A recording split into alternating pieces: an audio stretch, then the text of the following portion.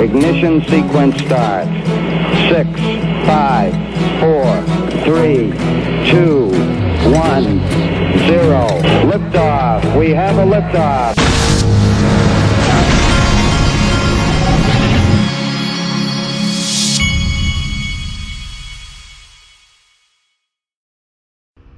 Hey everybody, this is the Digital Asset Investor, and my voice is a little messed up. I did a lot of talking this weekend. What I'm going to do, I may even do 3 videos today because there's so many really neat stories and things I can tell you. And I'm going to try to sprinkle in the news too, for those of you that don't want to just see what happened at the XRP Las Vegas conference. But here we go. The first thing I want to show you is this guy. He walks up to me and he goes, "I'm the official nobody of the Digital Asset Investor channel," and I was kind of like, "Well, you are?" And I thought he was joking. So he pulls up a video where he shows me a video where I named him the official nobody of the Digital Asset Investor channel, not because he's a nobody, but because he refers to himself as a nobody and asked for that title. This was a really nice gentleman. He literally has a card that is one of those gold backs. It's 1/1000th of a dollar. You can actually buy these, and I've talked about them before. And he gave me one, and it's got all his information on the back. And then I'm eating breakfast with the official father of the Digital Asset Investor channel and the official cool guy of the Digital Asset Investor channel. And the waitress comes over and she says, "There's a gentleman that left, and he wanted me to give you this note. He bought your breakfast," and it was the official nobody is what the note said. He was a really nice guy, but he wasn't the only one. I am holding in my hands a McDonald's gift certificate. I was given 2 of them from Digital Outlook, and I went and looked for their Twitter handle, and I couldn't find it. So if you can get in touch with me, I'll show your Twitter handle too. But it was the nicest people. They said, "We know your son loves for you to take him to McDonald's," and they gave me 2 McDonald's gift certificates for him.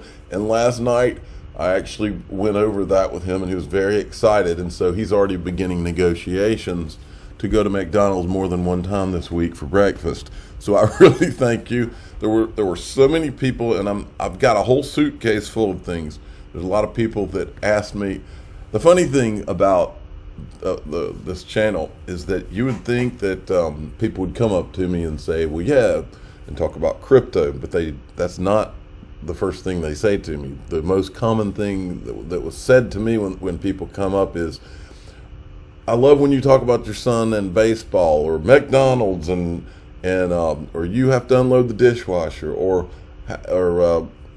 what you're always talking about that blower in the background, but I don't hear it." And it was those kind of comments. And there's a lesson there, is that I think people want to first know you as a person, and whatever it is the topic of your show about becomes secondary as they get to know you. And that's a really cool feeling. I bet I talked to all 400 plus people there, just about, and they were all so nice. So let's show you a little bit. Now, the number one, I think it was the number one question I got is, how's my son doing in baseball? So I wanted to make sure I told everybody this. My son's high school team is in the state championship right now in Georgia. They've gotten further than his school normally gets. They're in the Elite 8 now. While I was at the conference, they were playing, on Saturday, the day of the conference, they were playing a double header, and I had my phone pulled up, and I was standing in the back showing some people the game going on, and the internet connection was going in and out, and the game was like, the first game was like tied 1-1 or something, and the thing stalled out, and then I finally got it to go again, and all of a sudden the game was 5-1 and the other team was winning because one of their guys hit a grand slam. So game 1 went to the other team, game 2 went to my son's team, which means that today my son will be pitching in game 3, and if he wins, they go to the Final Four in the state tournament, and if they got no further than that, it would be a tremendous thing for him and his future in baseball, because people would know it and they would see it. Oh, they already have, but it's even better. Now here's what's on the line, and this is what people were asking about me about at the conference. My son's whole team, the team captain said we're all getting mullets. This is when they won their last series. But this time they told my son that if he wins today and they go to the Final Four, he has to get his mullet permed like Kenny Powers here. And so, and when I was at the conference, I met one of the coolest, nicest people I met was this guy right here. He is Baron of Beach Street. That's his handle. Look, he's even got a mullet in that. But he was very proud of his mullet, and me and him were joking around about it. I was like, yours is like top shelf. I don't even know if my son has the guts to go there. But it was so funny we had that whole conversation. Anyway, moving along, let's talk about some of the epic moments. This was an epic moment in more than one way, but the cool guy was involved in it.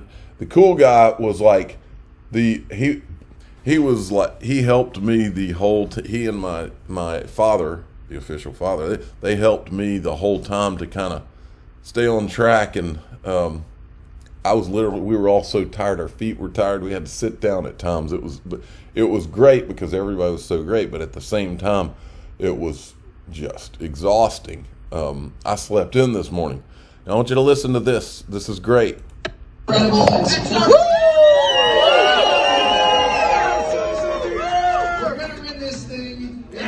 First he says we're going to win this thing.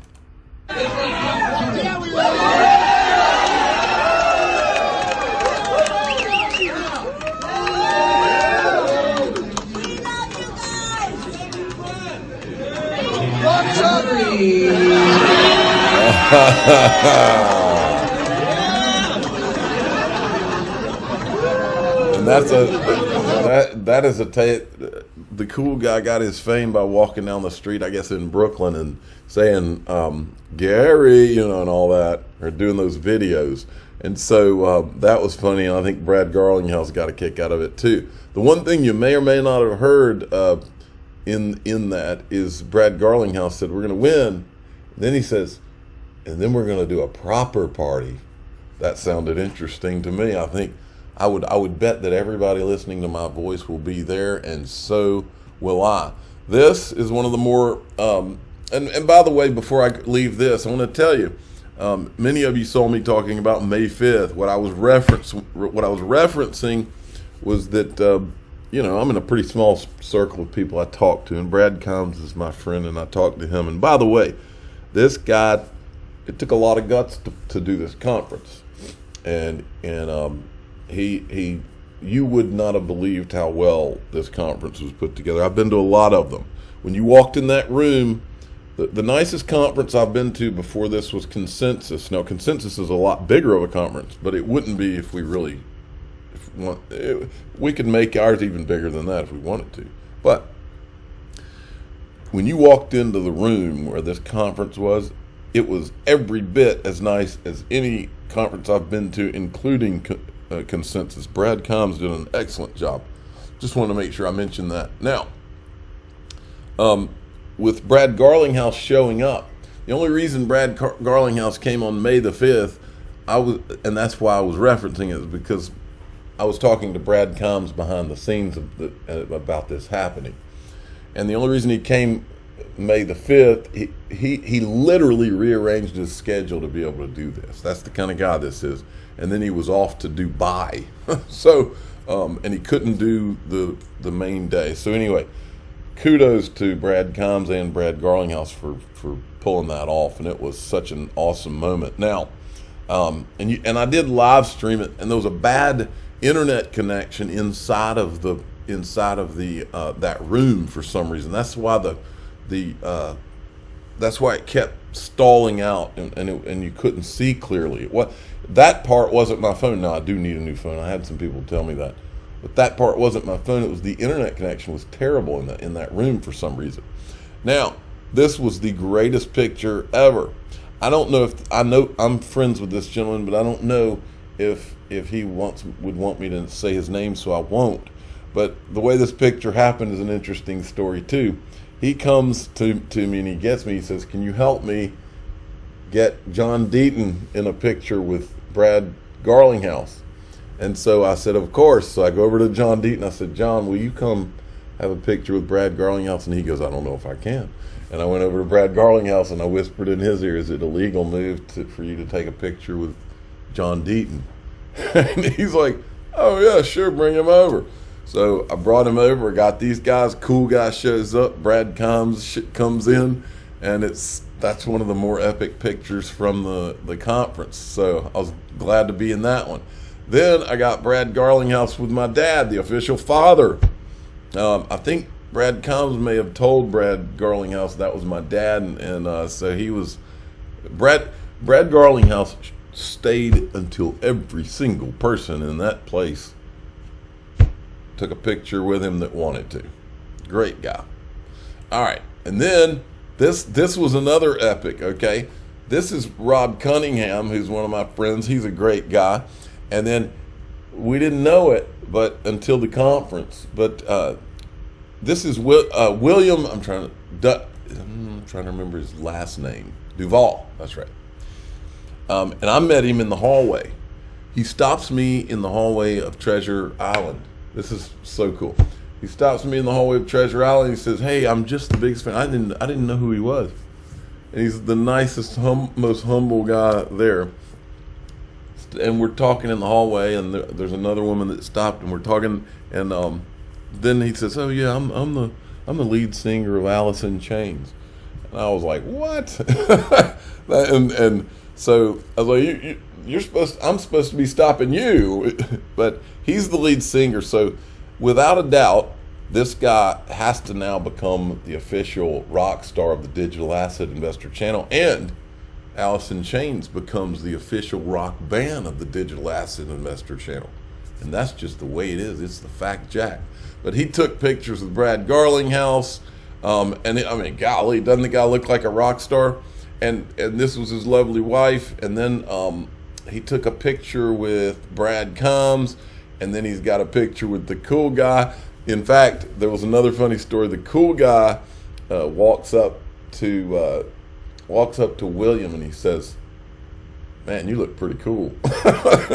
like a cool guy recognizing another guy that's cool. Then this was an awesome, and this is Bob Way tweeted this, and I got to meet Bob Way as well. Bob Way was the nicest, most humble guy that you could meet. I look forward to. I didn't get to speak to him for long, so I'm gonna look forward to speaking to Bob Way more down the road. This is another one of the epic pictures that I didn't get to be in this one, but Brad Garlinghouse, I guess, had turned it around and got the whole, or some of the crowd anyway. Here's a guy with his XRP jacket, and then this is Brad Combs and his wife. I don't know if we're supposed to say her name, so we'll. And then let's see. I think I got that. I'm trying to show you as much as possible. Here's a little news that happened over the last few days. This is Patrick McHenry. Okay. On the banking sector right now, last time you were here, you mentioned concern about some of the smaller banks in America, community banks, being endangered. On Monday, the government, the FDIC, sold failed regional bank First Republic to JP Morgan Chase. That's the country's largest bank. It got even bigger here. Are you going to take action to address some of this? Because there's concern on both sides of the aisle about big banks getting bigger. Yes, and the way we have to do this is I agree with Michael Barr, the vice chair of the Fed's review. We have to provision for liquidity more quickly for these smaller banks. We have to make sure that we have a healthy banking arrangement across the whole spectrum, and we have to ensure that banking models can exist in a society where bank runs can happen more quickly than ever before. But let's get to the fundamentals here. If we look at the reason why these banks, the 3 of the 30 largest banks in America, have failed in the last 2 months, it's because of interest rate sensitivity of their balance sheet, which means they misjudged inflation. Mm-hmm. The Fed misjudged inflation. They've admitted it. They're behind the curve. The administration has been asleep at the switch for the supervisors of these institutions. But the root cause of this is inflation. And if we can address inflation, right. Okay, that's interesting stuff, but I wanted to hit a couple more things. Look at this. Warren Buffett warns good times are over, predicts drop in living standards, says economy is about to crack. Thinks changes are already here. Living standard. Then he says inflation and coming recession will severely damage the economy and lead to systemic change. Then Brad Garlinghouse, as I said, literally hopped a plane from XRP Las Vegas straight to Dubai for the Dubai FinTech Summit. Maybe we'll get some video from that here shortly. And he says that now the SEC lawsuit will have cost the firm $200 million. That is crazy. That's crazy that we have an agency and their whole playbook is to try to siphon money off of companies and people, many of which didn't even do anything wrong, but they know that they can squeeze them until they just settle and get out of it. And if they can survive, the SEC knows they have to spend all kinds of money to do it, and they'll eventually maybe be able to get a little money out anyway. Pitiful. And he says the U.S. puts politics ahead of policy. Let me see if I had any more news I wanted to show. I'll go on to some more of this after this video, but I didn't want to make it too long. I'm the digital asset investor. I'm not an investment advisor. This is for entertainment purposes only. Please subscribe, hit the like button, and tell your friends and family. Brad Garlinghouse and Ripple, they've already spent $200 million on this ridiculous lawsuit that we're going to win because we're the good guys.